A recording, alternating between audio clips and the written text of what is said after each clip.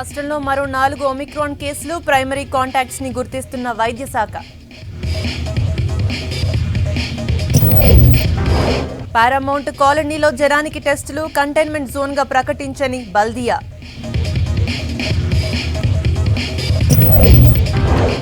Free water scheme కు ఈ నెలాఖరు దాకా టైం 56% మందికి వర్తిస్తుందన్న దానకిషోర్. ఎల్లుండి జీహెచ్ఎంసీ జనరల్ బాడీ సమావేశం, సమస్యలు లేవనెత్తాలని బీజేపీ నిర్ణయం.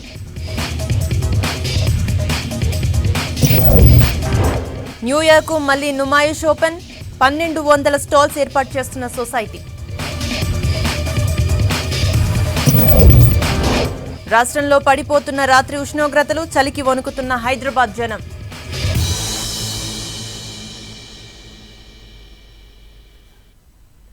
రాష్ట్రంలో ఒమిక్రాన్ టెన్షన్ కంటిన్యూ అవుతోంది. మరో 4 ఒమిక్రాన్ కేసులు నమోదయ్యాయి. దీంతో తెలంగాణలో ఒమిక్రాన్ కేసుల సంఖ్య 7కు చేరుకుంది. ఎట్ రిస్క్ దేశాల నుంచి వచ్చిన ఒక్కరికి, నాన్ ఎట్ రిస్క్ దేశాల నుంచి వచ్చిన 2కి ఒమిక్రాన్ సోకినట్లు గుర్తించారు. వాళ్ళందరినీ గుర్తించే ప్రయత్నం చేస్తున్నారు హెల్త్ అధికారులు. వాళ్ళ ప్రైమరీ కాంటాక్ట్స్ ఏ దేశాల నుంచి వచ్చారు, ఇక్కడ ఏ ప్రాంతాల్లో తిరిగారనే దానిపై ఆరా తీస్తున్నారు. ఇప్పటికే ఒమిక్రాన్ వచ్చిన 2 పేషెంట్స్ ను టిమ్స్ కు తరలించి ట్రీట్మెంట్ అందిస్తున్నారు అధికారులు.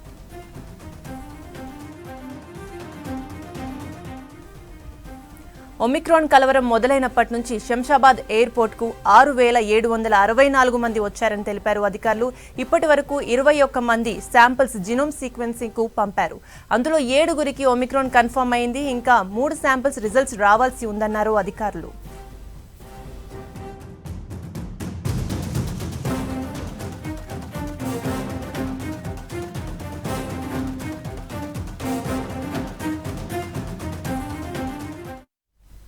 ఒమిక్రాన్ సోకిన 2 కాంటాక్ట్లు పారామౌంట్ కాలనీలో ఉన్న అపార్ట్మెంట్స్ లో ఉండే వారికి హెల్త్ సిబ్బంది టెస్టులు చేస్తున్నారు.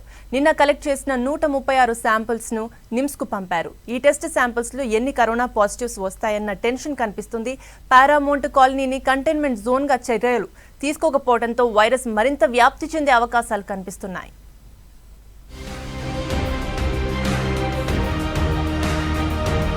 కరోనా వేరియంట్ సోకిన 2 టిమ్స్ లో ట్రీట్మెంట్ తీసుకుంటుండగా వారి కాంటాక్ట్లను ట్రేస్ చేస్తోంది హెల్త్ డిపార్ట్మెంట్. ఇప్పటికే కొందరికి టెస్టులు చేయగా మరికొందరిని గుర్తిస్తున్నారు. కెనియా నుంచి వచ్చిన 23 ఏళ్ల మహిళ కాంటాక్ట్ గా ఎయిర్పోర్ట్ కి వచ్చిన వారి కజిన్ మాత్రమే ఉన్నారు. అతన్ని కూడా టిమ్స్ లో ఐసోలేషన్ లో ఉంచారు. ఈ సోమాలియా వ్యక్తి కాంటాక్ట్స్ మాత్రం 10ల సంఖ్యలో ఉన్నాయి. ఎయిర్పోర్ట్ నుంచి ఆమెను తీసుకొచ్చిన ఉబర్ క్యాబ్ డ్రైవర్ శాంపిల్ తీసుకున్నారు. ఇమిగ్రేషన్ అధికారులు, అపోలో, యశోద హాస్పిటల్స్ డాక్టర్లు టెస్టులకు శాంపిల్స్ ఇచ్చారు. వాళ్ళంతా ఐసోలేషన్ లో ఉన్నారని హెల్త్ సిబ్బంది చెప్తున్నారు. డైరెక్ట్ కాంటాక్ట్స్ లో వారి రిలేటివ్స్ ను మాత్రమే టీమ్స్ కు తరలించగా మిగతా వారిని హోమ్ ఐసోలేషన్ లోనే ఉంచడంపై విమర్శలొస్తున్నాయి. బుధవారం మొత్తం 136 శాంపిల్స్ కలెక్ట్ చేసి టీమ్స్ కు పంపారు. వీటిల్లో ఎన్ని కరోనా పాజిటివ్ వస్తాయనేది ఆందోళన కలిగిస్తోంది. పారామౌంట్ కాలనీలో టీంలో 2 చొప్పున 25 టీమ్స్ గా ఒక్కో టీం 3 అపార్ట్మెంట్స్ లో శాంపిల్స్ సేకరిస్తోంది. 500కు పైగా శాంపిల్స్ కలెక్ట్ చేయగా వీటి రిపోర్ట్స్ రావడానికి 2 రోజులు పట్టే ఛాన్స్ ఉంది. కొందరు సోమాలియన్లు, అపార్ట్మెంట్ వాసులు టెస్టులకు నిరాకరిస్తుండటంతో పోలీసుల సహకారంతో హెల్త్ సిబ్బంది టెస్టులు చేస్తున్నారు. గాలి ద్వారా కూడా ఒమిక్రాన్ వ్యాపించే అవకాశం ఉండటంతో పాజిటివ్ వచ్చిన శాంపిల్స్ ను జీనోమ్ సీక్వెన్స్ కోసం పంపిస్తారు. లేదండి, మేము అందరికి ఆర్టీపీసీఆర్ చేస్తున్నాం. ర్యాపిడ్ టెస్ట్ ఎవరికి చేయట్లేదు, ఆర్టీపీసీఆర్ చేస్తున్నాం అందరికి. ఇప్పుడు అయితే అన్ని ఆర్టీపీసీఆర్ తీసుకోవాలి. మా హైయర్ అఫీషియల్స్ నుంచి ఆర్డర్స్ అండి. సో ఆర్టీపీసీఆర్ తీసుకుంటున్నాము. Now we're containing complete Paramount. ఎందుకంటే ఆయన అక్కడ సోమాలియన్ రెస్టారెంట్ అక్కడ పోయినాడు కాబట్టి as per our higher authorities they told that they are containing all the paramount and all the tests, all the areas have been sanitized. అట్లా teams ఎక్కువ లేవని లేదు, టీమ్స్ కూడా ఉన్నాయి చాలా మంది. They are working on it. మేము ఇక్కడ టెస్టులు చేస్తున్నాము. Later test be over then they will start here. Paramount కాలనీలో ఒమిక్రాన్ వ్యాప్తి ఎక్కువగా ఉండే అవకాశాలున్న అధికారుల్లో నిర్లక్ష్యం కనిపిస్తోంది.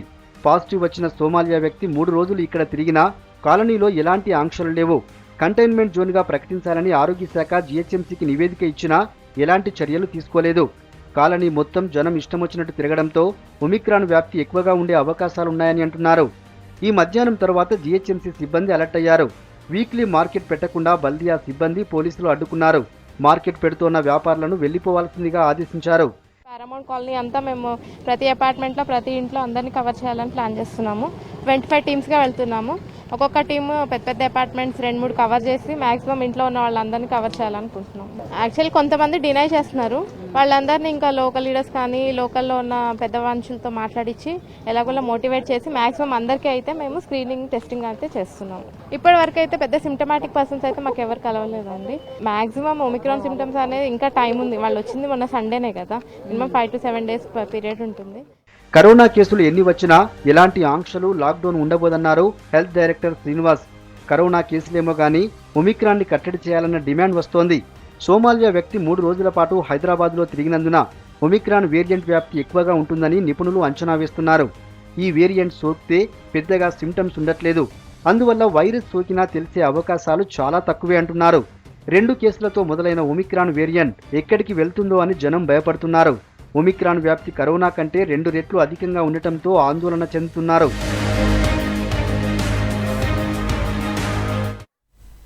ఓవైపు కరోనా కేసులు పెరుగుతున్నాయి, మరోవైపు ఒమిక్రాన్ కొత్త వేరియంట్ వణుకు పుట్టిస్తోంది. ఫస్ట్, సెకండ్ వేవ్లు పెద్దవాళ్లు, మధ్య వయసున్న వాళ్లను ఇబ్బంది పెడితే రాబోయే థర్డ్ వేవ్ పిల్లలపై ప్రభావం చూపిస్తుందని అంటున్నారు. దీనిపై పూర్తి ఆధారాలు లేకున్నా తల్లిదండ్రుల్లో మాత్రం థర్డ్ వేవ్ టెన్షన్ మొదలైంది. పిల్లలను స్కూళ్లకి పంపేందుకు వెనకాడుతున్నారు. దీంతో స్కూళ్లలో స్టూడెంట్స్ హాజరు శాతం పడిపోతుంది. కరోనా వైరస్ విద్యార్థులను వణికిస్తోంది. దాంతో అప్రమత్తమైన విద్యాశాఖ స్కూళ్లలో ఎవరికైనా వైరస్ నిర్ధారణ అయితే విద్యార్థులందరికీ థర్మల్ స్క్రీనింగ్ చేయాలని సూచించింది. టీచర్లంతా 2 డోస్ టీకాలు తప్పనిసరిగా వేసుకోవాలని ఆదేశించింది. ఇప్పటికే హైదరాబాద్ స్కూళ్లతో పాటు శివార్లలోని కొన్ని బడుల్లో విద్యార్థులు, టీచర్లు కరోనా వైరస్ బారిన పడ్డారు. దీంతో బాధిత విద్యార్థుల సంఖ్య పెరుగుతోంది. ఈ పరిస్థితులపై తల్లిదండ్రులు టెన్షన్ పడుతున్నారు. స్కూళ్లలో విద్యార్థులంతా క్లాసుల్లో గంటల తరబడి దగ్గరగా ఉంటున్నారు. వాళ్ల మధ్య ఫిజికల్ డిస్టెన్స్ ఉండట్లేదు. పిల్లలు కరోనా నిబంధనలు పాటించట్లేదంటున్నారు పేరెంట్స్. అప్పర్ ప్రైమరీ స్కూల్స్ విద్యార్థులను పంపేందుకు ఇంట్రెస్ట్ గా ఉన్న నర్సరీ, ఫస్ట్, సెకండ్ క్లాస్ విద్యార్థుల విషయంలో డౌట్ పడుతున్నారు తల్లిదండ్రులు. ఎవరు జాగ్రత్త పాటించారు, పిల్లలు ఉంటారు, అందరూ ఒకటే జాగాలో ఉంటారు, కలుసుకుంటారు, తిరుగుతారు. కాకపోతే ప్రైమరీ వాళ్ళే చాలా జాగ్రత్తగా ఉండాలా, వాళ్ళకి చూడాలా. ఈ ప్రైమరీ క్లాసెస్ అంటే 1st to 5th 6th వరకు అయినా మన ఆన్లైన్ క్లాసెస్ పెడితే బాగుంటుంది. మాకు ఇప్పుడు పంపిస్తే టెన్షన్ ఉంది, మన పిల్లలకి ఎప్పుడు ఎట్లా ఏంది. నర్సరీ నుంచి 5th క్లాస్ పిల్లల్ని మాత్రం క్లాసెస్కి పంపించకండి. తన ఆన్లైన్ క్లాసులలోనే అంటే చిన్నపిల్లలు కూడా ఆన్లైన్ క్లాస్ నడుస్తుంది కదండి. ఇంట్లో కొంచెం వాళ్ళు పెద్దవాళ్ళు కొంచెం చెప్పుకుంటూ ఇచ్చేస్తే ఆ పిల్లలకు సరిగా ఉంటుంది. కానీ చిన్నపిల్లలకు వైరస్ అనేది ఎక్కువ తొందరగా ఇదవుతుందని ఆన్లైన్ క్లాస్ బెటర్ అని నేను అనుకుంటున్నాను. చిన్నపిల్లల్ని అయితే పంపించొద్దని అనుకుంటున్నామండి. పెద్ద పిల్లలు అంటే ఇప్పుడు 8th class, 7th class, 10th class వాళ్ళకైతే కంపల్సరీగా ఉండాలి. ఎందుకంటే వాళ్ళకి ఆన్లైన్ క్లాసులలో సరిగా అర్థం కాదు అలా అని. ప్రభుత్వ బడులు తెరిచినప్పుడు మొదట్లో 60 నుంచి 70% మంది విద్యార్థులు అటెండ్ అయ్యారు. కానీ కొత్త వేరియంట్ భయంతో విద్యార్థుల హాజరు సంఖ్య ఇప్పుడు తగ్గుతోంది. కరోనా నిబంధనలు పాటిస్తున్నా థర్డ్ వేవ్ భయంతోనే విద్యార్థులు రావట్లేదంటున్నారు టీచర్లు. మాకు September 1 నుంచి as per government instructions school start చేశాము. రెగ్యులర్ క్లాసెస్, అంతకుముందు ఆన్లైన్ క్లాసెస్ జరిగాయి. సో అప్పుడు స్ట్రెంత్ చాలా బాగా వచ్చింది. మాకు 60 to 70% స్ట్రెంత్ వచ్చినా కూడా మేము అన్ని ప్రికాషన్స్ తీసుకున్నాం, కోవిడ్ పాండమిక్ ప్రికాషన్స్. మళ్ళీ థర్డ్ వేవ్ వస్తుందని ఇక్కడ వరకు కూడా వస్తుందని చెప్పేసి పేరెంట్స్ వాళ్ళ పిల్లల్ని స్కూల్కి పంపకపోవడం అనేది కొంచెం ఒక 5 to 6% తగ్గింది అటెండెన్స్ అంతే. మేము మళ్ళీ వాళ్ళకి కాల్ చేసి అట్లా ఏం లేదు, ఇక్కడ అన్ని ప్రికాషన్స్ తీసుకుంటున్నామని చెప్తే మళ్ళీ మామూలుగా వస్తున్నారు పిల్లలు. బడులు రీఓపెన్ అయి 3 నెలలు అవుతున్నా విద్యార్థులు ఇంకా పూర్తి స్థాయిలో హాజరు కావడం లేదు. థర్డ్ వేవ్ పై తల్లిదండ్రుల్లో ఉన్న భయంతో మొన్నటిదాకా 80%గా ఉన్న హాజరు 60%కి పడిపోయిందంటున్నారు. రాబోయే రోజుల్లో స్కూళ్ల పరిస్థితి ఎలా ఉంటుందో అని ఆందోళనలో ఉన్నాయి స్కూళ్ల యాజమాన్యాలు. థర్డ్ వేవ్ ఓమైక్రాన్ పిల్లలకి అని చెప్పి పేరెంట్స్, తల్లిదండ్రులు చాలా పానిక్ అవుతున్నారు. అది ఎంతవరకు దారితీస్తుందో మాకు తెలియదు. ఈ ఓమైక్రాన్ ప్రభావం మూలాన మా స్కూల్లో హాజరు శాతము రోజు రోజుకి తగ్గుతూ వస్తుంది. అది మొదట మా దగ్గర 80% ఉన్నటువంటి హాజరు ఇప్పుడు మాకు 60%కి పడిపోయింది. ఫిజికల్గా ప్రత్యక్ష బోధన కోరుకున్న తల్లిదండ్రులందరూ ఇప్పుడు పరోక్ష బోధన అంటే ఆన్లైన్ క్లాసుల వైపే మొగ్గు చూపుతున్నారు. థర్డ్ వేవ్ భయంతో ప్రభుత్వ బడుల్లో హాజరు శాతం తగ్గితే కొన్ని ప్రైవేట్ స్కూళ్లలో విద్యార్థుల సంఖ్య పెరిగిందనే అభిప్రాయాలున్నాయి. కొన్ని కార్పొరేట్ విద్యా సంస్థలు, యాప్ కంపెనీల తప్పుడు ప్రచారంతో విద్యార్థులు, తల్లిదండ్రులు భయపడుతున్నట్లు చెప్తున్నారు ట్రస్మా గౌరవ అధ్యక్షుడు శ్రీనివాస్ రెడ్డి. కార్పొరేట్ విద్యా సంస్థల మాయలో పడి విద్యార్థులను చదువులకు దూరం చేయొద్దంటున్నారు. కొంతమంది పేరెంట్స్ ఆన్లైన్ క్లాసెసే కావాలని అన్నట్టుగా డిమాండ్ వస్తుందని చెప్పేసి తెలియజేస్తున్నారు. అది ఒత్తి బోకస్ అండి. ఓన్లీ కార్పొరేట్ విద్యా సంస్థలు అలాగే బైజు లాంటి ఆన్లైన్ ఎడ్యుకేషన్ ఇచ్చే యాప్స్ ఏవైతున్నాయో ఆ కంపెనీలు ఒక దుష్ప్రచారం చేస్తున్నాయి. మళ్ళీ వైరస్ వ్యాప్తి చెందుతున్నదని చెప్పేసి దుష్ప్రచారం చేసి వాళ్ళ బిజినెస్ పెంచుకోవడానికి దుష్ప్రచారం చేస్తున్నాయి. ఎందుకంటే కార్పొరేట్ విద్యా సంస్థలలో ఒక టీచర్ ఉన్నాడు అనుకో, ఒక టీచర్ తోటి 1000 మందికి ఆన్లైన్ ద్వారా ఎడ్యుకేషన్ ఇవ్వచ్చు. అదే ఫిజికల్గా అయితే దాదాపు 20-25 మంది 50 మందిని రిక్రూట్మెంట్ చేసుకోవాల్సింది వాళ్ళ ఖర్చు పెరుగుతుంది. కాబట్టి ఖర్చు తగ్గించుకోవడానికి ఇది ఒక దుష్ప్రచారం లేవనెత్తారు.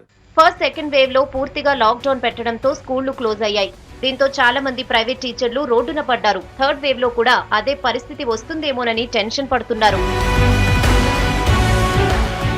దేశంలో తెలంగాణని నెంబర్ 1 ప్లేస్లో ఉంచడమే తమ లక్ష్యమన్నారు మంత్రి KTR. Hyderabad outer ring road నిర్మాణంతో విదేశాల్లో లాగా రూపురేఖలు మారాయన్నారు. రంగారెడ్డి జిల్లా ముత్తంగి ఔటర్ రింగ్ రోడ్పై ఏర్పాటు చేసిన ఎల్ఈడీ లైటింగ్ సిస్టమ్ను కేటీఆర్ ప్రారంభించారు.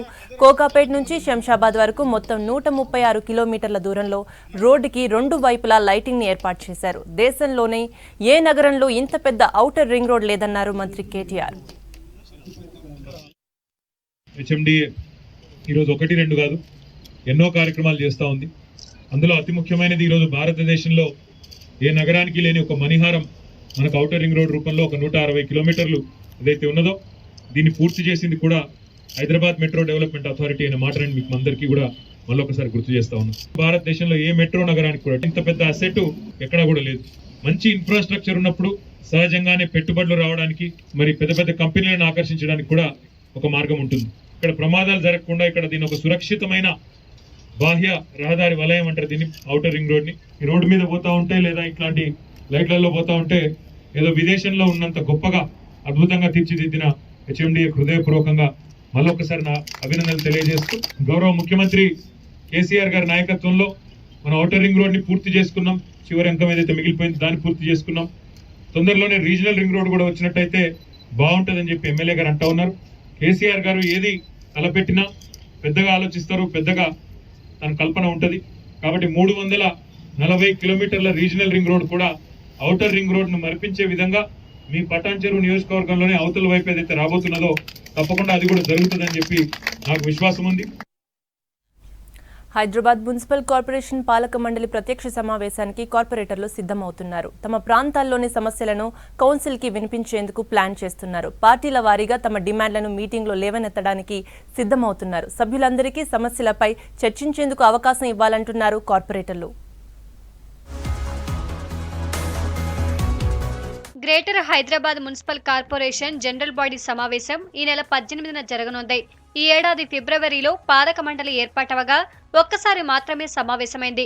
కరోనా కారణంగా వర్చువల్ గా జరిగిన సమావేశంలో బడ్జెట్ పై చర్చించారు. చాలా మంది కార్పొరేటర్లకి చర్చలో పాల్గొనే అవకాశం రాలేదు. దాంతో ఇప్పటి వరకు తమ ప్రాంత సమస్యలను అధికారుల దృష్టికి తేలేకపోయామని కార్పొరేటర్లు అభిప్రాయపడుతున్నారు. సభలో ఎలా వ్యవహరించాలనే దానిపై టీఆర్ఎస్ కార్పొరేటర్లు, ఎమ్మెల్యేలు, ఎంపీలు ప్రత్యేకంగా సమావేశమయ్యారు. మంత్రులు కార్పొరేటర్లకు గైడెన్స్ ఇచ్చారు. హైదరాబాద్ సిటీలో జనం పడుతున్న ఇబ్బందులపై బీజేపీ, కాంగ్రెస్, ఎంఐఎం పార్టీల సభ్యులు సభలో మాట్లాడే అవకాశం ఉంది. కార్పొరేటర్లకు నిధులు కేటాయించాలని, రాష్ట్ర ప్రభుత్వం నుంచి రావాల్సిన ఫండ్స్ వెంటనే రిలీజ్ చేయాలని బీజేపీ కార్పొరేటర్లు గత కొంతకాలంగా డిమాండ్ చేస్తున్నారు. కేంద్ర ప్రభుత్వం నుంచి వచ్చే ఫైనాన్స్ కమిషన్ నిధులను రాష్ట్ర ప్రభుత్వం విడుదల చేయట్లేదనే అంశంపైన తమ వాయిస్ వినిపిస్తామంటున్నారు బీజేపీ కార్పొరేటర్లు.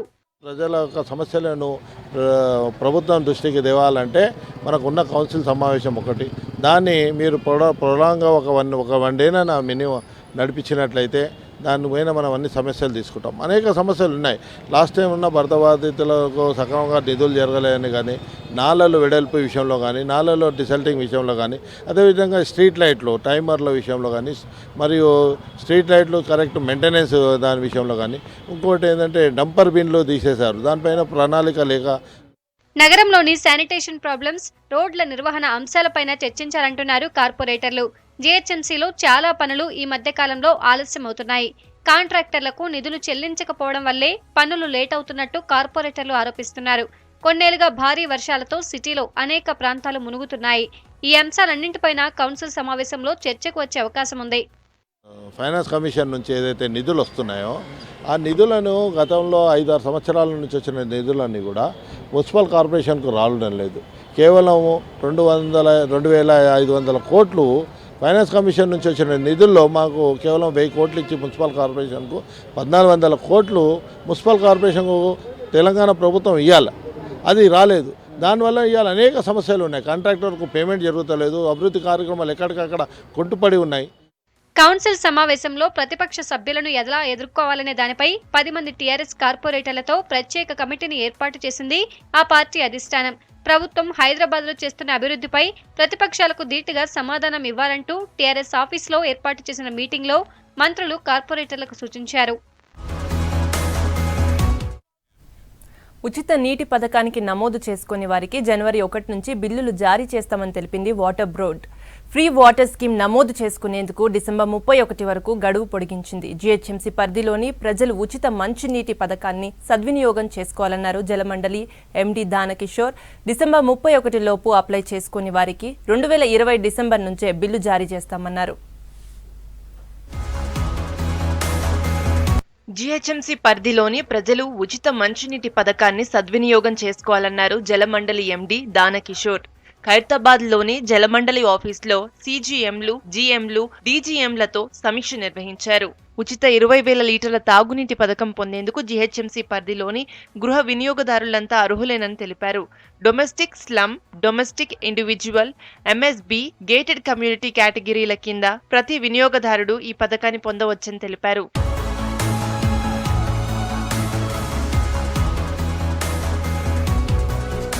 ఈ ఫ్రీ వాటర్ స్కీమ్ వర్తించాలంటే వినియోగదారులు తమ క్యాన్ నంబరుకు ఆధార్ అనుసంధానం చేసుకోవాలని దానకిషోర్ తెలిపారు. ఖచ్చితంగా నల్లా కనెక్షన్లకు పనిచేస్తున్న మీటర్ ఉండాలి. ఒకవేళ మీటర్ లేని వాళ్లు కొత్తది అమర్చుకొని ఆ వివరాలను జలమండలి వెబ్సైట్లో రికార్డ్ చేయాలి. బస్తీ వాసులకు నల్లా మీటర్లు ఉండాల్సిన అవసరం లేదు. అయితే క్యాన్ నెంబరుకు ఆధార్ను ఖచ్చితంగా అనుసంధానం చేసుకోవాలి. నెలకు 20,000 లీటర్ల ఉచిత నీటి పథకానికి అప్లై చేసుకోవటానికి దాదాపు ఏడాది సమయం ఇచ్చింది జలమండలి. అయినా ఇంకా 4,30,000 మంది వినియోగదారులు నమోదు చేసుకోవాల్సి ఉంది. దీంతో గడువును డిసెంబర్ 31 వరకు పొడిగించామన్నారు దానకిషోర్. 60,000 మంది వినియోగదారులు ఈ పథకం కోసం నమోదు చేసుకునే అవకాశం ఉందన్నారు. మొత్తం 56% మంది ఈ స్కీమ్ కిందికి వస్తారని అంచనా చేస్తున్నామన్నారు జలమండలి అధికారులు. ఉచిత నీటి సరఫరా పథకం నమోదు చేసుకునేందుకు వీలుగా పథకాన్ని ప్రకటించిన 2020 డిసెంబర్ నుంచి ఇప్పటి వరకు వాటర్ బిల్స్ ని జలమండలి జారీ చేయట్లేదు. ఈ డిసెంబర్ 31 గడువులోగా ఈ పథకానికి నమోదు చేసుకునే వినియోగదారులు మొత్తం 13 నెలల బిల్లు కట్టాల్సిన అవసరం ఉండదు. వీరికి నెలకు 20,000 లీటర్ల దాకా జీరో బిల్లులు జారీ చేస్తారు. అప్లై చేసుకుని వారికి 2020 డిసెంబర్ నుంచే బిల్లు జారీ చేస్తామంటున్నారు అధికారులు. బిల్లుపై పెనాల్టీ, వడ్డీ విధించబోమన్నారు. 4 వాయిదాల్లో బిల్లు చెల్లించే అవకాశం వినియోగదారులకు ఇస్తున్నట్లు జలమండలి అధికారులు తెలిపారు.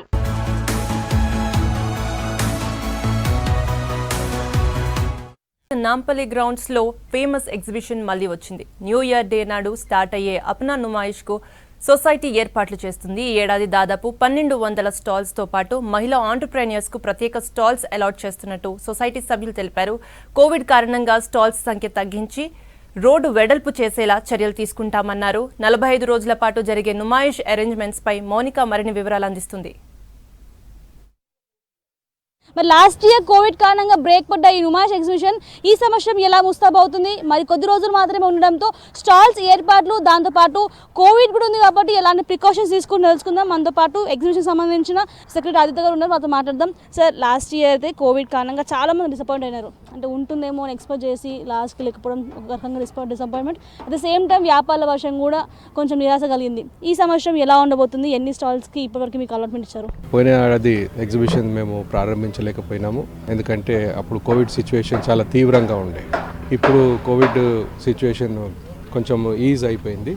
అండ్ ఇక్కడ మేము కూడా కోవిడ్ ప్రికాషన్స్ తీసుకోవటము అండ్ దీనికన్నా కోవిడ్ యాంటీ కోవిడ్ మెజర్స్ తీసుకొని ఇక్కడ మా స్టాల్స్ అయినా ఈ మూవ్మెంట్ స్పేసెస్ అయినా వాటినన్నిటిని మేము కొంచెము విడదీసి ఈ స్టాల్స్ పెట్టి ఈ జనవరి 1కి మళ్ళీ ఎగ్జిబిషన్ని ప్రారంభించే ప్రతి ప్రయత్నాలు చేస్తున్నాము. జనవరి 1వ తారీఖు నుంచి ఫిబ్రవరి 15వ తారీఖు వరకు 46 రోజులు నడుపుతాము. స్టాల్స్ ఎన్నిటికి మీరు పర్మిషన్ ఇచ్చారు? దాంతోపాటు నుమాయిష్ అంటే తెలిసిందే అన్ని రాష్ట్రాలకు చెందిన స్టాల్స్ కనిపిస్తున్నాయి. స్పెషల్గా ఏ రాష్ట్రం నుంచి ఎక్కువగా మనకి స్టాల్స్ వస్తున్నాయి ఈసారి? అంటే కాశ్మీర్ పార్టిసిపేషన్ చాలా హై ఉంది. తర్వాత రాజస్థాన్, హర్యానా, పానీపట్, గుజరాత్, వెస్ట్ బెంగాల్, తర్వాత ఫార్ ఈస్ట్, తమిళనాడు, కేరళ, కర్ణాటక ఇక్కడ నుంచి అప్లికెంట్స్ వచ్చారు. అండ్ దాదాపు 1200 అప్లికెంట్స్ ఉన్నారు. అంటే 1200 పార్టిసిపెంట్స్ ఎక్స్పెక్ట్ చేస్తున్నాం మేము.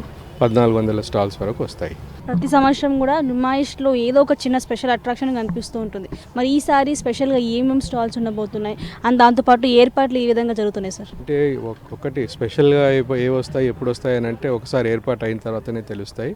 కానీ యథావిధిగా నడిచే స్టాల్స్ ఏవి అని అంటే లేడీ ఎంటర్ప్రెనర్స్కి మేము స్పెషల్ ప్రిఫరెన్స్ ఇస్తున్నాము. ఈసారి కూడా అదే విధంగా మేము లేడీ ఎంటర్ప్రెనర్స్కి ప్రిఫరెన్స్ ఇస్తున్నాము. తర్వాత government stalls, department of prisons, తర్వాత information and public relations, health and family welfare, reserve bank of India, ఈ డిపార్ట్మెంట్స్ అందరూ ఇక్కడికి వచ్చి స్టాల్స్ తమ స్టాల్స్ తయారీ చేస్తున్నారు. కోవిడ్ కూడా ఉంది కాబట్టి వచ్చే విజిటర్స్కి మీరు ఏం చెప్తారు? And main thing ticket charges కానివ్వండి, ఈ ట్రైన్ ఛార్జెస్ కానీ ఏమైనా పెరిగాయా, ఇలా ఉండబోతున్నాయి? ఎంటైర్ క్యాంపస్ని శానిటైజ్ చేసే ప్లాన్ ఉంది. నుమాయిష్ ప్రతిరోజు నుమాయిష్ అంటే మొదలవ్వక ముందు 3 గంటల కన్నా ముందు, ఆ తర్వాత social distancing, no mask no entry అనే రిస్ట్రిక్షన్ మేము అంటే స్ట్రిక్ట్గా పాటిస్తాము. మనతో పాటు స్టాల్ నిర్వాహకులు ఉన్నారు. ఎవ్రీ ఇయర్ వాళ్ళు స్టాల్ పెట్టుకుంటూ ఉంటారు. మనతో పాటు వారు మాట్లాడదాం. कितने साल से स्टॉल लगा रहे आप? मेरे को 20 साल हो गए, 2000 से. ठीक, अच्छा लगता है. ये तो अभी रोड का कर दिए, अच्छे चौड़े रोड कर दिए 20 फीट्स के. अब तो सभी अच्छा रहेगा. लास्ट ईयर ब्रेक हुआ ना कोविड के लिए, जी साल आप क्या एक्सपीरियंस? अच्छा वैराइटीज़ है, बहुत सारे हैं जो लास्ट ईयर आदमी को नहीं मिल पाया, वो अब की से पूरा जो है पूरा मेंटेन करने का इरादा है पूरा. आप कहाँ से क्या आइटम इधर बेचते हैं आप? लखनऊ चिकन का कारोबार है मैडम पूरा. लखनऊ से ड्रेसेस, कुर्तीस, ड्रेस मटेरियल वगैरह लेकर आकर बेचते हैं यहाँ पर. और इस बार जो है एग्जीबिशन बहुत अच्छे से बनाया और रोड भी सारे चौड़े कर दिए. सोशल डिस्टेंस का बहुत ध्यान रखा जा रहा है इस बार.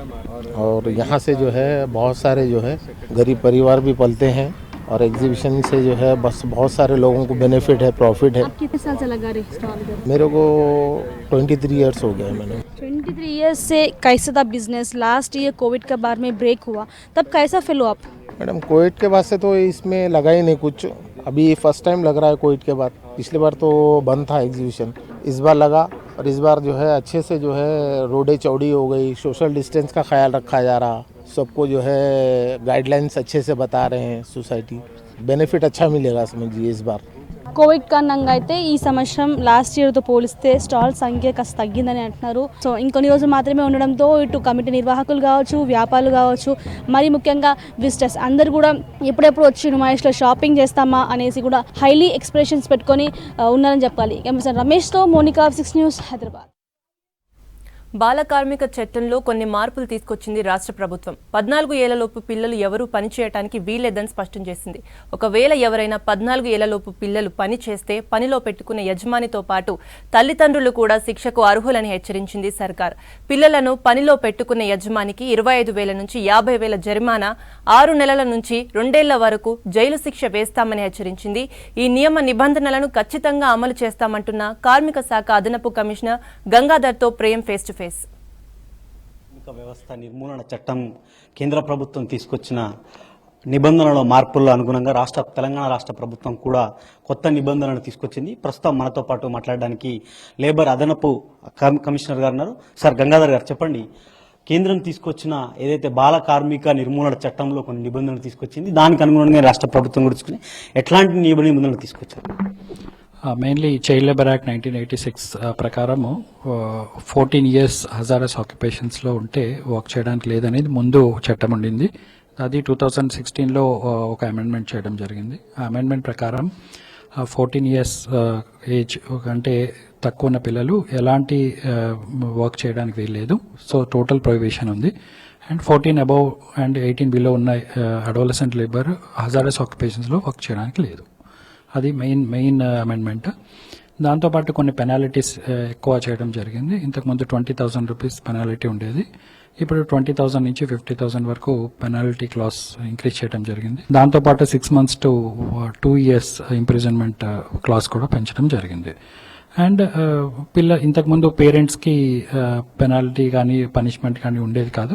ఇప్పుడు ఫస్ట్ అఫెన్స్కి పనిష్మెంట్ లేదు, కానీ సెకండ్ అఫెన్స్ అండ్ థర్డ్ అఫెన్స్కి వాళ్ళకు కూడా కాంపౌండింగ్ ఉంది. ఇప్పుడు చైల్డ్ ఆర్టిస్ట్ కానీ బాల కార్మికులకు సంబంధించి ఎక్కువ శాతం సినిమా రంగంలో ఉంటుంది.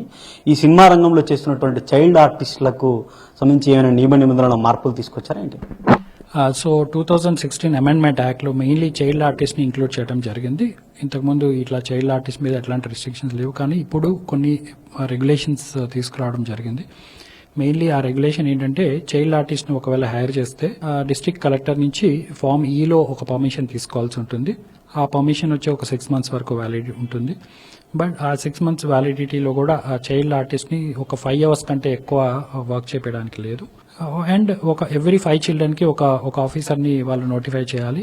ఆ ఆఫీసర్కి ఈ safety and security of the child ఎవరైతే హైర్ చేస్తారో చైల్డ్ ఆర్టిస్ట్ వాళ్ళ సేఫ్టీ అంతా ఆ ఆఫీసర్ చూసుకోవాల్సి ఉంటుంది. చెప్పినటువంటి ఈ నియమ నిబంధనలు పాటించకపోతే ఆ యాజమాన్యాల మీద కానీ లేకపోతే ఆ సినీ ఇండస్ట్రీకి సంబంధించిన వారిపై ఎట్లాంటి చర్యలు తీసుకుంటారు?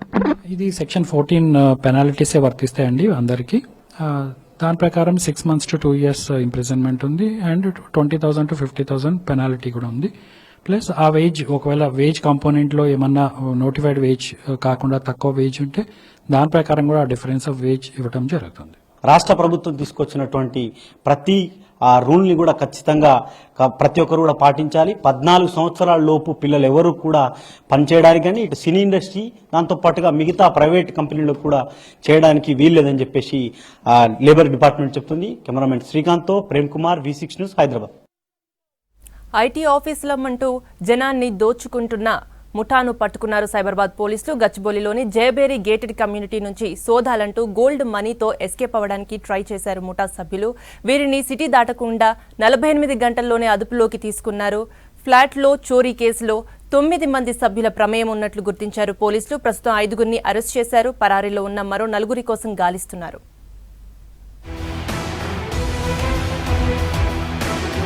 ఇన్కమ్ ట్యాక్స్ ఆఫీసర్లమంటూ జనాన్ని మోసం చేస్తున్న కేటుగాళ్లను పట్టుకున్నారు సైబరాబాద్ పోలీసులు. గచ్చిబౌలిలోని జయబేరి గేటెడ్ కమ్యూనిటీ నుంచి సోదాలంటూ గోల్డ్ మనీతో ఎస్కేప్ అవ్వడానికి ట్రై చేసిన ముఠా సభ్యులను సిటీ దాటనివ్వకుండా అదుపులోకి తీసుకున్నారు పోలీసులు. జయబేరి గేటెడ్ కమ్యూనిటీలోని ఓ ఫ్లాట్లో చోరీ కేసులో 9 మంది సభ్యుల ప్రమేయం ఉన్నట్లు గుర్తించారు పోలీసులు. ప్రస్తుతం 5గురిని అరెస్ట్ చేశారు. నిందితుల నుంచి చోరీ చేసిన బంగారం, నగదు, ఫోన్లు స్వాధీనం చేసుకున్నారు. 1,20,00,000 ప్రాపర్టీ రికవరీ చేసినట్లు చెప్పారు Cyberabad CP Stephen Ravindra.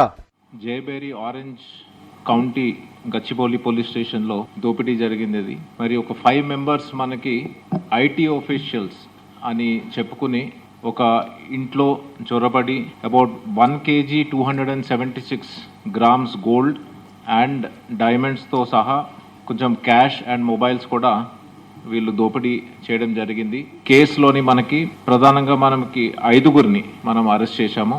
Total మనకి అబౌట్ 9 accused ఇందులో మనము ఉన్నారు ఈ కేసులోని. రియల్ ఎస్టేట్ వ్యాపారి సుబ్రహ్మణ్యం దగ్గర మనీ కలెక్షన్ ఏజెంట్గా పనిచేసే వ్యక్తిని హీరోలుగా గుర్తించి అరెస్ట్ చేశారు పోలీసులు. జశ్వంత్ తన స్నేహితులు మొత్తం 9 మంది కలిసి దొంగతనం చేయడానికి స్కెచ్ వేశారు. తమ యజమాని సుబ్రహ్మణ్యం బాగా డబ్బు సంపాదించాడని, ట్యాక్స్ కట్టకుండా చాలా రోజుల నుంచి సేవింగ్ చేస్తున్నాడని జశ్వంత్ తన ఫ్రెండ్స్కు మందు పార్టీలో ప్లాన్ వివరించాడు. ఎలాగైనా దోపిడీ చేయాలనే ఆలోచనతో హిందీ మూవీ స్పెషల్ 26 అక్షయ్ కుమార్ క్యారెక్టర్ను లీడ్ తీసుకుని రాబరీకి ప్లాన్ చేశారు. ఫేక్ ఐటీ అఫీషియల్స్ ఐడి కార్డులతో ఇంట్లోకి వచ్చి ఇల్లు దోచేశారు. సుబ్రహ్మణ్యం భార్య లక్ష్మి కంప్లైంట్ చేయడంతో కొద్ది గంటల్లోనే నిందితుల్ని అరెస్ట్ చేశారు పోలీసులు. ఒక రియల్ ఎస్టేట్ వ్యాపారిలో ఇంట్లో జరిగింది.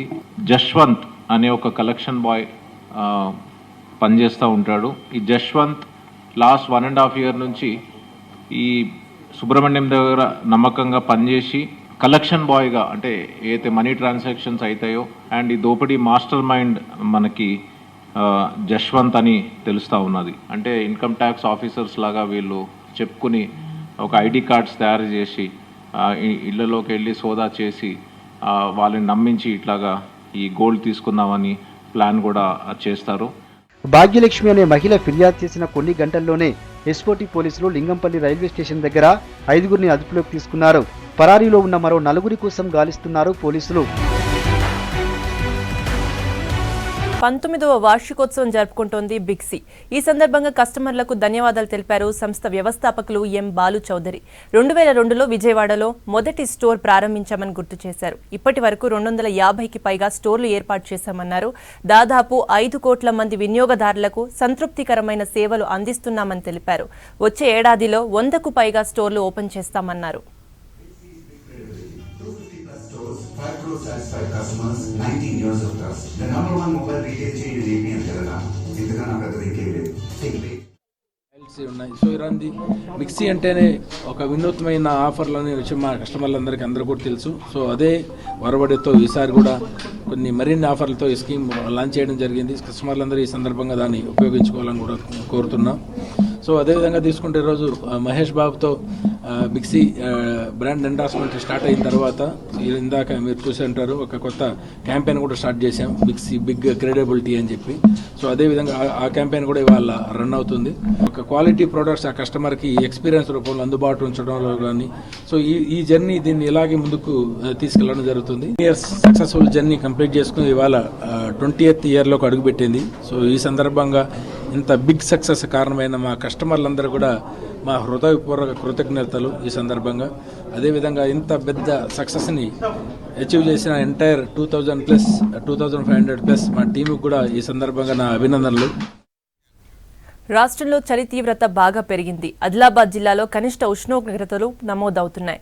ఏజెన్సీ అన్ని ప్రాంతాల్లో టెంపరేచర్స్ సింగిల్ డిజిట్కు పడిపోతున్నాయి. ఇటు హైదరాబాద్లో చలి విపరీతంగా పెరగడంతో జనం వణికిపోతున్నారు. రాబోయే రోజుల్లో చలి తీవ్రత మరింత పెరుగుతుందని అంటున్నారు వాతావరణ శాఖ అధికారులు.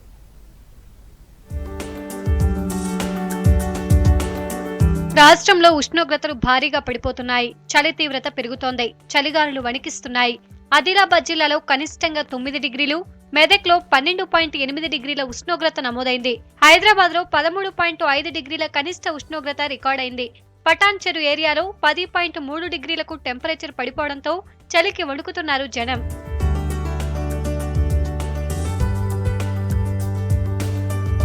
తెల్లవారుజామున శివారు, అటవీ ప్రాంతాల్లో మంచు కురుస్తోంది. ప్రస్తుతం ఈశాన్య దిశ నుంచి రాష్ట్రం వైపు కింది స్థాయి గాలులు వీస్తున్నట్టు వాతావరణ శాఖ అధికారులు తెలిపారు. వీటి తీవ్రత మరింత పెరిగే అవకాశం ఉన్నట్టు అంచనా వేస్తున్నారు. దీని ప్రభావంతో రాబోయే రోజుల్లో చలి తీవ్రత మరింత పెరుగుతుందని అంటున్నారు. ప్రస్తుతం మనకి తెలంగాణ రాష్ట్రంలో చూసుకున్నట్లయితే ఎక్కువగా కూడా మనకి ఈ ఈశాన్య దిశ నుండి గాలులు వీస్తున్నాయి. ఇవి మరింత తీవ్రత పెరిగే అవకాశాలు కూడా ఎక్కువగా కనిపిస్తున్నాయి. రానున్న 4-5 రోజుల వరకు కూడా తెలంగాణ రాష్ట్రంలో పొడి వాతావరణం ఉండే అవకాశాలు ఉన్నాయి. సో చూసుకుంటే కనుక ఉత్తర జిల్లాల్లోని ఆదిలాబాద్ ఆ పరిసర ప్రాంతాల్లో 11 డిగ్రీల సెల్సియస్ నుంచి 15 డిగ్రీల సెల్సియస్ మధ్యలో ఉత్తర జిల్లాలో నమోదైనప్పటికీ ఉమ్మడి ఆదిలాబాద్ లో ఏజెన్సీ ప్రాంతాల్లో రికార్డు స్థాయిలో ఉష్ణోగ్రతలు పడిపోతున్నాయి. దీంతో ఏజెన్సీ ప్రాంతాల ప్రజలు వణికిపోతున్నారు. ఏజెన్సీ అన్ని ప్రాంతాల్లో ఉష్ణోగ్రతలు సింగిల్ డిజిట్ కు పడిపోతున్నాయి. మెదక్లోనూ కనిష్ట ఉష్ణోగ్రతలు నమోదవుతున్నట్లు అధికారులు తెలిపారు. రాబోయే 2-3 రోజుల్లో సాధారణం కన్నా 2 నుంచి 3 డిగ్రీలు కనిష్ట ఉష్ణోగ్రతలు తగ్గే ఛాన్స్ ఎక్కువగా ఉందంటున్నారు. మెదక్ అట్లాగే ఆదిలాబాద్ ప్రాంతాల్లో మనకి తక్కువగా ఉష్ణోగ్రతలు నమోదవుతూ వస్తున్నాయి. హైదరాబాద్ పరిసర ప్రాంతాల్లో 18 నుంచి 20 డిగ్రీల సెల్సియస్ మధ్యన కనిష్ట ఉష్ణోగ్రతలు నమోదవుతున్నాయి. మిగతా ప్రదేశాల్లో కూడా మనకి 16 డిగ్రీల సెల్సియస్ మధ్యలో నుండి 21 డిగ్రీ సెల్సియస్ మధ్యలో నమోదవుతూ వస్తున్నాయి. తెలంగాణలో కూడా ఈ ప్రభావం కనపడి రానున్న 4-5 రోజుల్లో ఉష్ణోగ్రతలు 2-3 నుంచి డిగ్రీల సెల్సియస్ సాధారణం కన్నా కూడా తక్కువగా నమోదయ్యే ఛాన్సెస్ ఉన్నాయి. ఉదయం సమయంలో మంచు కురుస్తుండటంతో ప్రయాణాల విషయంలో అప్రమత్తంగా ఉండాలని సూచిస్తున్నారు అధికారులు. డిసెంబర్ 19న 10th edition Airtel Hyderabad marathon నిర్వహిస్తున్నట్టు తెలిపింది హైదరాబాద్ రన్నర్స్ సొసైటీ. కరోనాతో గతేడాది మ్యారథాన్ నిర్వహించలేకపోయామన్నారు నిర్వాహకులు. ఈ ఏడాది లిమిటెడ్ మెంబర్స్తో కరోనా ప్రికాషన్స్ పాటిస్తూ నిర్వహించబోతున్నామన్నారు. దీనికి రాష్ట్ర ప్రభుత్వం పూర్తి సహకారం అందిస్తుందన్నారు. హైదరాబాద్లో ఎయిర్టెల్ మారథాన్ జరగడం సిటీకి గర్వకారణమన్నారు హైదరాబాద్ సిపి అంజనీ కుమార్. మారథాన్లో పాల్గొనే వాళ్లంతా కరోనా జాగ్రత్తలు పాటించాలని సూచించారు. ఈ మారథాన్కి పోలీసుల తరపున పూర్తి సహకారం అందిస్తామన్నారు. హైదరాబాద్ సంస్కృతి సాంప్రదాయాలను కాపాడడానికి కార్పొరేట్ కంపెనీలు ముందుకొచ్చి కార్యక్రమాలు చేపట్టాలని పిలుపునిచ్చారు CP. The likes of the Airtel, the other companies, that when we are making Hyderabad a global city, when the city is known for various good things, not just IT sector, there is I would say a renaissance, a cultural revival. Lot of art, culture and other programs are being held in the city. Unless and until companies like you participate in it, encourage it, things may not move very fast. It's not just a corporate social responsibility, but I would say it should be an urge from within to promote what is our identity. గతంలో నిర్వహించిన 10K, 21.1K half marathon, 42.2 full మారథాన్లో 25,000 మంది పాల్గొన్నట్టు తెలిపారు ఆర్గనైజర్లు. ఈ ఏడాది 8,000 మందికే cut off పెడుతున్నామన్నారు. మారథాన్లో పాల్గొనే ప్రతి ఒక్కరూ వ్యాక్సినేషన్ సర్టిఫికేట్తో పాటు RT-PCR టెస్ట్ రిపోర్ట్ చూపించాలన్నారు నిర్వాహకులు. మారథాన్లో పాల్గొనే వారికి అన్ని రకాల ఫెసిలిటీస్ కల్పిస్తామన్నారు. హాఫ్, ఫుల్ మారథాన్లు నెక్లెస్ రోడ్లోని పీపుల్స్ ప్లాజా నుంచి ప్రారంభమై గచ్చిబౌలి స్టేడియం దగ్గర ముగుస్తాయి.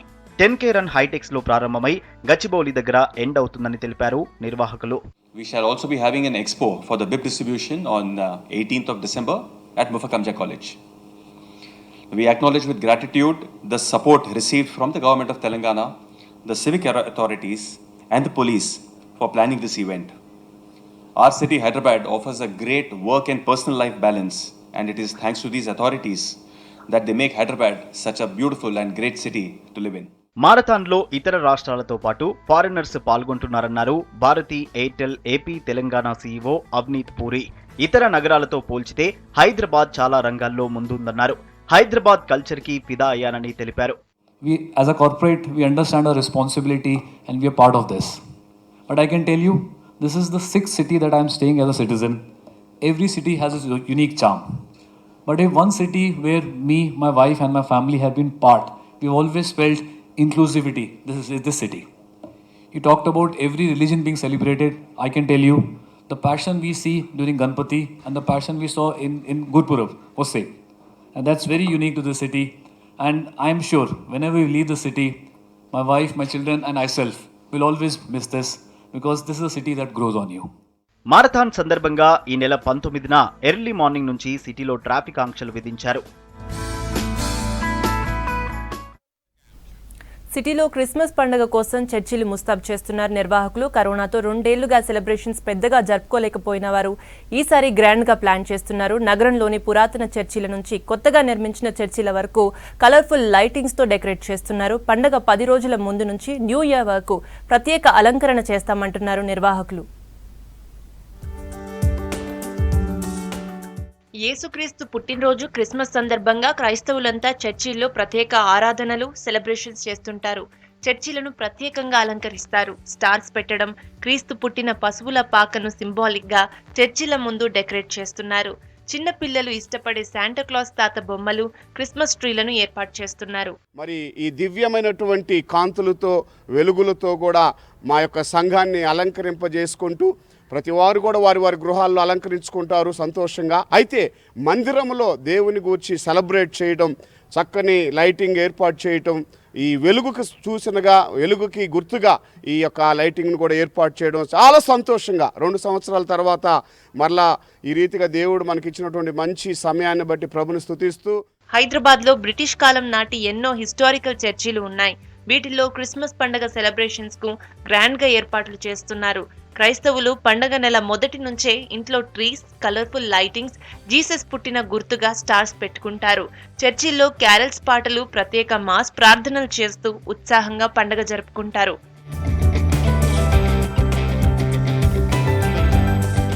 ఈ ఏడాది కూడా కరోనా కారణంగా చాలా చర్చిలు క్యారల్స్ నిర్వహించట్లేదు. కరోనా నిబంధనలు ఖచ్చితంగా పాటించేలా చర్చ్ ఎంట్రన్స్ లో థర్మల్ చెకింగ్, హ్యాండ్ శానిటైజర్లను ఏర్పాటు చేయడం, సోషల్ డిస్టెన్స్, మాస్క్ ఉన్న వారినే చర్చిలోకి అనుమతించడం లాంటి ప్రత్యేక ఏర్పాట్లు చేస్తున్నారు పాస్టర్స్. కనుక మంచి చక్కని క్వాయర్, ఆర్కెస్ట్రా, చక్కని ప్రత్యేకమైనటువంటి కార్యక్రమాలతో మరి పోయిన సంవత్సరంలో పోగొట్టుకున్నటువంటి సంతోషాన్ని డబుల్ది సంతోషం చేసుకొని ఈ సంవత్సరంలో మేమందరం కలిసి ఒక గొప్ప క్రిస్మస్ని ఒక పండుగగా మేము జరుపుకుంటున్నాం కనుక మీరు మాతో కలిసి రండి, ఆరాధించండి, దేవుని ఆశీర్వాదాలు పొందండి. ఇప్పటికే నగరంలో వందల సంఖ్యలో చర్చిలు క్రిస్మస్ కోసం ముస్తాబవుతున్నాయి. చిన్న చర్చిల నుంచి పెద్దవాటి దాకా ప్రత్యేక లైటింగ్స్ ఆకర్షణగా నిలుస్తున్నాయి. ఇవి bulletin updates. Stay tune to V6 news as it is.